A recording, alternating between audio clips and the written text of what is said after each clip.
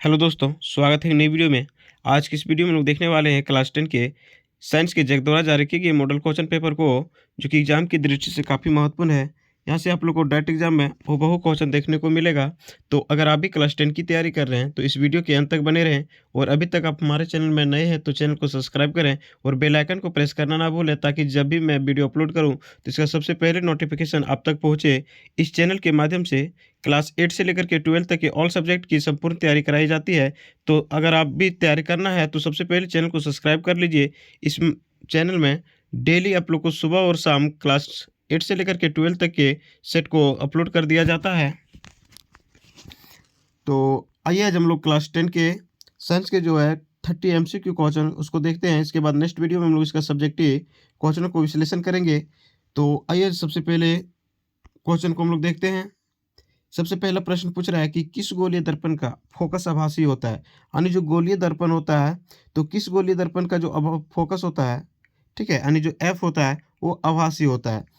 उत्तल दर्पण, अवतल दर्पण, दोनों, इनमें से कोई नहीं। देखिए, गोलीय दर्पण दो प्रकार के होते हैं, अवतल दर्पण और उत्तल दर्पण। तो उत्तल दर्पण का जो फोकस होता है वो आभासी होता है, ठीक है। तो इसका करेक्ट आंसर हो जाएगा ऑप्शन नंबर ए, उत्तल दर्पण। साथ ही साथ प्यारे बच्चों, आप लोग याद रखते जाइएगा, उत्तल दर्पण का उपयोग गाड़ी के साइड मिरर में किया जाता है, ठीक है। कई बार पूछा जा रहा है कि गाड़ी के साइड मिरर में किस दर्पण का उपयोग किया जाता है, तो उत्तल दर्पण में। उत्तल दर्पण द्वारा जो बड़ा प्रतिबिंब होता है प्रायः आभासी तथा सीधा होता है, ठीक है।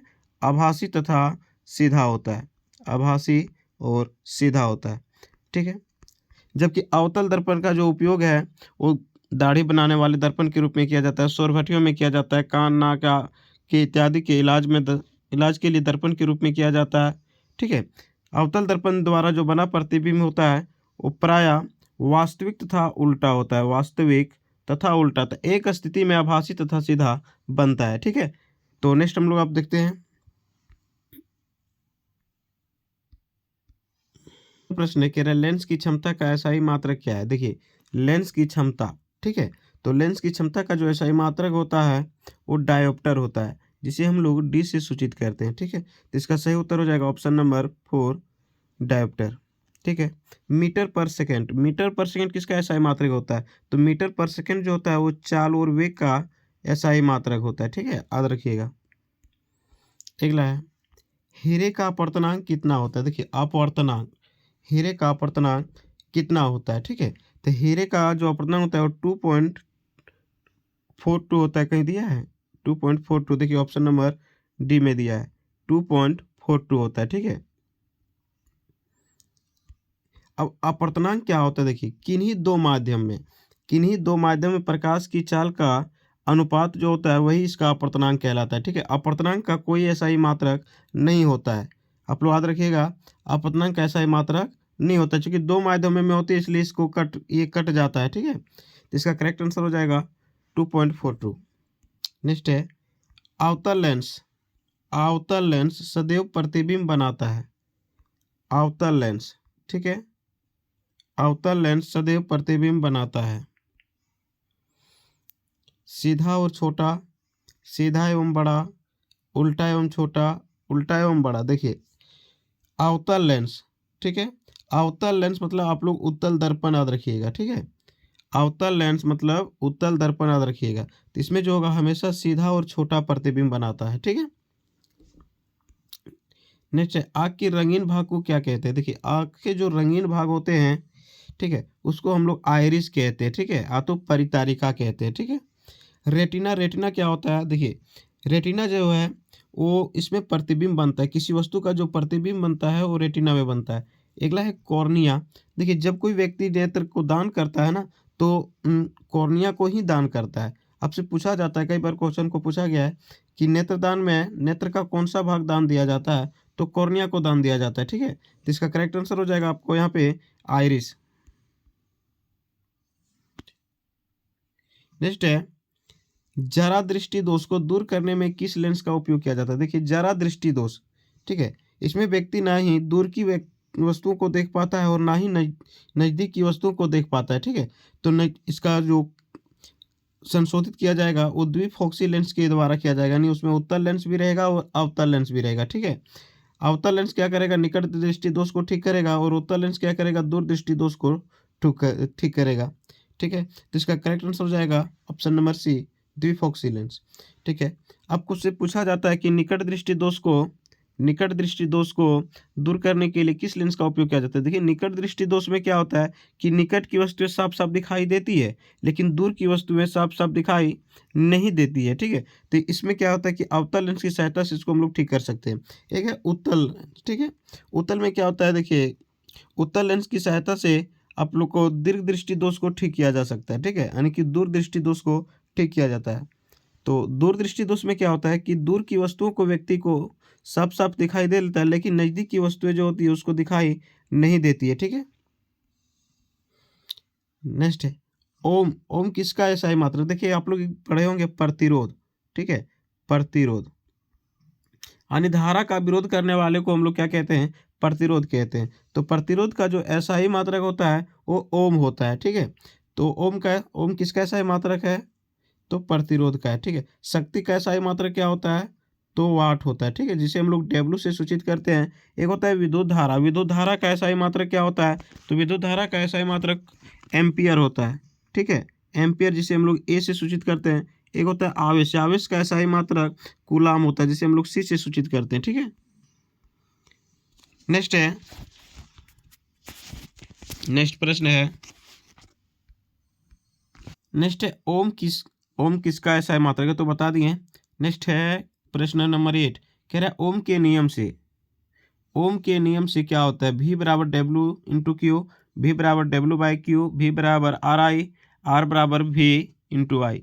तो देखिए इसका करेक्ट आंसर हो जाएगा ऑप्शन नंबर सी, V बराबर आर इंटू आई। नेक्स्ट है 4 ओम, 8 ओम, 12 ओम, 24 ओम के प्रतिरोधों को श्रेणी क्रम में जोड़ने पर समतुल्य प्रतिरोध क्या होता है। देखिए श्रेणी क्रम में, ठीक है, तो श्रेणी क्रम में जोड़ने पर जो समतुल्य प्रतिरोध होता है वो होता है R1 plus R2 plus R3 plus R4, जितना सब उसको जोड़ दीजिए। तो 8 4 12 12 24 24 4 24 48। तो इसका करेक्ट आंसर हो जाएगा ऑप्शन नंबर 4, 48 ओम। ठीक है, नेक्स्ट है गर्म करने पर चुंबक का चुंबकत्व तो होता है, यानी जब किसी चुंबक को गर्म किया जाता है तो उसका चुंबकत्व तो जो होता है वो क्या होता है, बढ़ जाता है, घट जाता है। ठीक है, तो इसका जो करेक्ट आंसर हो जाएगा नष्ट हो जाता है। ठीक है, क्वेश्चन नंबर 11 कह रहा है अभिक्रिया एक दिया हुआ है copper sulphate plus Fe equal to FeSO4 plus Cu, किस प्रकार की अभिक्रिया है। देखिए यहाँ पे कॉपर सल्फेट है ना plus Fe equal to FeSO4, तो यहाँ पे विस्थापन हो रहा है। ठीक है, तो इसका सही हो जाएगा विस्थापन अभिक्रिया। ठीक है, नेक्स्ट है साग सब्जियों का विघटित होकर कंपोस्ट बनना किस अभिक्रिया का उदाहरण है। साग सब्जियों का विघटित होकर के कंपोस्ट बनना किस अभिक्रिया का उदाहरण है।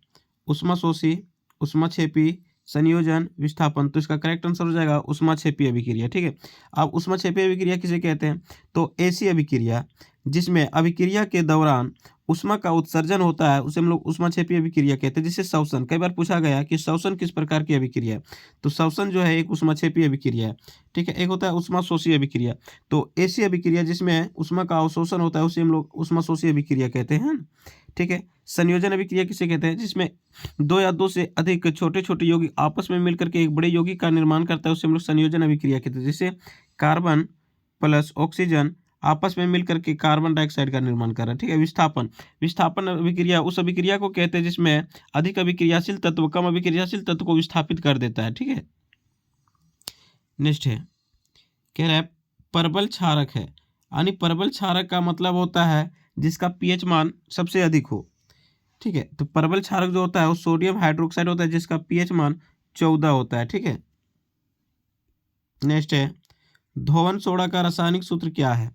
धोवन सोडा का रासायनिक सूत्र क्या है, तो धोवन सोडा का रासायनिक सूत्र सोडियम कार्बोनेट इंटू 10H2O। तो इसका सही ऑप्शन हो जाएगा option number 2, sodium carbonate into 10H2O। ठीक है, आपसे कई बार पूछा जाता है कि बुझा हुआ चूना का सूत्र क्या होता है। देखिए बुझा हुआ चूना का जो रासायनिक सूत्र है CaOH होल पावर 2, यानी कैल्शियम हाइड्रोक्साइड होता है। एक होता है बिना बुझा हुआ चूना, तो इसका होता है CaO यानी कैल्शियम ऑक्साइड। ठीक है, नेक्स्ट आपसे कई बार पूछा जा रहा है कि विरंजक चूर्ण का सूत्र क्या होता है, या फिर प्लास्टर ऑफ पेरिस का सूत्र क्या होता है, या फिर जिप्सम का सूत्र क्या होता है। तो आप सभी इसको देख लीजिएगा, आराम से याद रखिए। देखिए प्लास्टर ऑफ पेरिस का सूत्र होता है CaSO4 इंटू हाफ H2O। अगर आपसे जिप्सम का पूछे तो होता है CaSO4 इंटू 2H2O। ठीक है। अगला है विरंजक चूर्ण का पूछे तो होता है CaOCl2। अगला प्रश्न है धातु जो स्वतंत्र अवस्था में पाया जाता है, यानी कौन सी धातु है जो स्वतंत्र अवस्था में पाया जाता है। देखिए सोना जो है उस स्वतंत्र अवस्था में पाया जाता है। ठीक है, इसलिए सोने का उपयोग जो होता है आभूषण बनाने में किया जाता है, क्योंकि इसमें जंग नहीं लगता है। ठीक है, ये किसी प्रकार से अभिक्रिया नहीं करते, ना ही अम्ल से करते हैं, ना ही जल से करते हैं, और ना ही ये किसी भी प्रकार वायु से करते हैं, यानी कि ये किसी प्रकार से अभिक्रिया नहीं करते हैं, जिस कारण से ये संचरित नहीं होती और इसमें चमक लंबे समय तक बनी रहती है। नेक्स्ट है कांसा मिश्र धातु है। देखिए कांसा जो किसका मिश्र धातु, तो कॉपर और टिन का मिश्र धातु है। ठीक है, तो इसका करेक्ट आंसर हो जाएगा option number A, Kansa plus Sn। ठीक है, कॉपर प्लस जिंक जो है वो पिताजी, ठीक है, यानी कि तांबा का मिश्र धातु है। तो यहाँ पे सही आंसर हो जाएगा आप लोग का ऑप्शन नंबर ए। नेक्स्ट है एल्केन का समान सूत्र क्या होता है। देखिए एल्केन, एल्किन, एल्काइन, ये तीन बहुत इंपॉर्टेंट है। तो एल्केन का जो समान सूत्र होता है CnH2n+2 होता है। ठीक है, अब रखिएगा CnH2n+2 होता है। इसका करेक्ट आंसर हो जाएगा ऑप्शन नंबर ए। नेक्स्ट है मीथेन का आणविक सूत्र CH4 है, इसमें कितने संयोजक आबंध है। देखिए CH4 है तो इसके कितने हैं, ससंयोजक आबंध है, तो इसमें कितने हैं, टोटल 4 है। ठीक है, ये इसका संरचना सूत्र हो गया, तो इसका करेक्ट आंसर हो जाएगा ऑप्शन नंबर बी, 4। नेक्स्ट है कह रहा है जल के विद्युत विच्छेदन से ऋण इलेक्ट्रोड कैथोड पर कौन सी गैस एकत्रित होती है।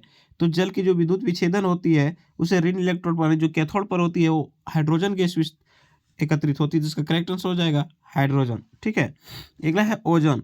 ओजोन का जो सूत्र होता है वो क्या होता है, O3 होता है। ठीक है, तो ओजोन परत की क्षति किसके कारण हो रही है, तो CFC के कारण हो रहा है। ठीक है, क्लोरोफ्लोरो कार्बन के कारण ओजोन परत की क्षति हो रही है। ठीक है, तो CFC कहाँ से उत्पन्न हो रहा है, तो रेफ्रिजरेटर वगैरह, फ्रिज वगैरह से ये CFC उत्पन्न हो रहा है। ठीक है, नेक्स्ट है कार्बन मोनोऑक्साइड CO। ठीक है, इसका सूत्र होता है CO। ये काफी विषैला गैस होता है। एक वो आपसे कई बार पूछा जा रहा है कि विश्व तापन के लिए, विश्व उष्णता के लिए कौन सी गैस जिम्मेवार है। तो देखिए विश्व उष्णता जो होती है, यानी जो दिनों दिन गर्मी बढ़ रही है, उसके लिए कार्बन डाइऑक्साइड गैस जिम्मेवार। एक होता है अम्लीय वर्षा। ठीक है, अम्लीय वर्षा के लिए कौन सी गैस जिम्मेवार है, तो अम्लीय वर्षा के लिए सल्फर डाइऑक्साइड गैस जो होती है वो जिम्मेवार होती है। ठीक है, तो इसका करेक्ट आंसर हो जाता सल्फर डाइऑक्साइड। तो यहाँ पूछा है कि जल के विद्युत विच्छेदन से ऋण इलेक्ट्रोड पर कौन सी गैस एकत्रित होगी, तो हाइड्रोजन। नेक्स्ट है अक्रिय तत्व है। अक्रिय तत्व कौन है, यानी अक्रिय तत्व किसके कहते हैं, जिसकी अष्टक पूर्ण होती है। ठीक है, तो यहाँ पे हीलियम की जो होती है 2 होता है, यानी इसका अष्टक पूर्ण होता है। ठीक है, तो यहाँ पे हो जाए अक्रिय हो जाएगा हीलियम। ठीक है, क्लोरीन की संयोजकता कितनी होती है, देखिए क्लोरीन की जो परमाणु संख्या होती है 17 होती है, तो इसका इलेक्ट्रॉन भी हम लोग लिख सकते हैं 2, 8, 10, 7, 7। ठीक है, इसको जो अंतिम कक्षा पूर्ण करने के लिए 1 इलेक्ट्रॉन की आवश्यकता होगी, तो 1 इलेक्ट्रॉन को ये ग्रहण करेंगे, इसलिए इसकी संयोजकता जो होगी 1 कई बार पूछा गया है। ठीक है, नेक्स्ट कह रहा है कुटपाद किस में पाया जाता है। देखिए कुटपाद जो होता है वो अमीबा में पाया जाता है। ठीक है, अमीबा जिस कारण से क्या करते हैं, भोजन को ग्रहण करते हैं। कुटपाद के द्वारा क्या होता है, कुटपाद के द्वारा अमीबा भोजन को पकड़ता है, यानी ग्रहण करता है, तो यहाँ अमीबा में पाया जाता है। अमीबा में जो जनन की क्रिया होती है वो द्विखंडन विधि द्वारा होता है। आप लोग याद रखिएगा, द्विखंडन विधि द्वारा होता है। ठीक है, पैरामीशियम, यूग्लिना, अमीबा ये सब एक कोशिकीय जीव है। आप सभी याद रखिएगा कि पैरामीशियम, यूग्लिना, अमीबा ये सब क्या है, एक कोशिकीय जीव है। ठीक है, एक कोशिकीय जीव मतलब जिसमें एक ही कोशिका के द्वारा इसमें समस्त क्रियाएं संपन्न होती है। ठीक है, नेक्स्ट है कह रहे पौधों में जल तथा खनिज लवण का संवहन किसमें कारण होता है। देखिए पौधों में जल और खनिज का जो संवहन होता है वो जाइलम ऊतक के द्वारा होता है। ठीक है, तो इसका करेक्ट आंसर हो जाएगा जाइलम। और फ्लोएम के द्वारा क्या होता है, तो फ्लोएम के द्वारा भोजन का एक स्थान से दूसरे स्थान तक संवहन होता है। ठीक है, अब सवाल यहाँ पे ये उठता है कि पेड़ पौधे अपना भोजन किस विधि द्वारा बनाते हैं, तो प्रकाश संश्लेषण द्वारा बनाते हैं। प्रकाश संश्लेषण विधि द्वारा बनाते हैं, इसलिए ये पौधे सपोषी कहलाते हैं, यानी कि अपना भोजन वे खुद बनाते हैं। अब सवाल यहाँ एक और बन रहा है कि प्रकाश संश्लेषण के किन किन कच्ची पदार्थों की आवश्यकता होती है। देखिए, प्रकाश संश्लेषण क्रिया के लिए सबसे पहला कार्बन डाइऑक्साइड गैस होनी चाहिए, सूर्य प्रकाश की उपस्थिति होनी चाहिए, क्लोरोफिल होनी चाहिए, जल होनी चाहिए। ठीक है, इन कच्ची पदार्थों की आवश्यकता होगी तभी जाकर के प्रकाश संश्लेषण की क्रिया हो पाएगी। अब प्रकाश संश्लेषण क्रिया के द्वारा जो बनता है, ठीक है, तो C6H12O6 यानी ग्लूकोज का निर्माण होता है, ऑक्सीजन का निर्माण होता है। ठीक है, नेक्स्ट कह रहा है कौन मनुष्य का एक उत्सर्जी अंग नहीं है। कौन मनुष्य का एक उत्सर्जी अंग नहीं है। अग्नाशय, यकृत, वीक, फेफड़ा। तो अग्नाशय। ठीक है, नेक्स्ट कह रहा है प्रकाश की ओर प्रवाह की गति क्या कहलाती है। तो प्रकाशानुवर्तन कहलाता है। इसका करेक्ट आंसर हो जाएगा ऑप्शन नंबर 4, प्रकाशानुवर्तन। नेक्स्ट, निम्नलिखित पादप हार्मोन में किसे फल पकाने वाले हार्मोन कहा जाता है। ठीक है, तो एथिलीन जो होता है वो कृत्रिम फल को पकाने के लिए उपयोग किया जाता है, तो इसका सही उत्तर हो जाएगा एथिलीन। नेक्स्ट है पूर्ण विकसित अंडाशय क्या कहलाता है। यानी जो पूर्ण विकसित अंडाशय होते हैं उसको हम लोग फल कहते हैं। ठीक है, तो करेक्ट आंसर हो जाएगा फल। नेक्स्ट है कह रहे मेंडल ने अपने प्रयोग के लिए किस पौधे का चुना था। देखिए, मेंडल ने अपने प्रयोग के लिए मटर पौधे का चयन किया गया था, तो इसका करेक्ट आंसर हो जाएगा ऑप्शन नंबर 4, मटर। ठीक है, अगला प्राकृतिक चुनाव द्वारा जीवों का विकास क्या कहलाता है।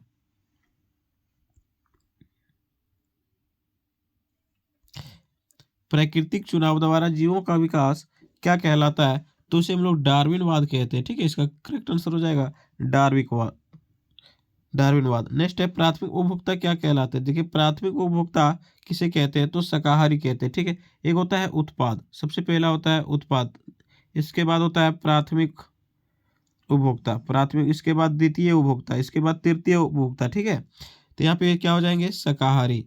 नेक्स्ट है वायरस जनित रोग है, तो वायरस के द्वारा होने वाले रोग कौन है, तो एड्स। ठीक है, एड्स जो है वो वायरस के कारण होने वाला रोग है, और एड्स जो है एक अन संचरित रोग है। ठीक है, यानी कि ये अप्राकृतिक रूप से अन संचरित द्वारा फैलने वाले रोग है और एक लाइलाज बीमारी। अगर इसको सही समय में इलाज नहीं किया गया तो उसमें व्यक्ति की जान भी जा सकती है। तो ये था कुल क्लास 10 के साइंस के 30 MCQ क्वेश्चन। ठीक है, तो इसको जरूर देख लीजिएगा। अगर वीडियो अच्छा लगा होगा तो अपने दोस्तों तक शेयर जरूर कर दीजिएगा।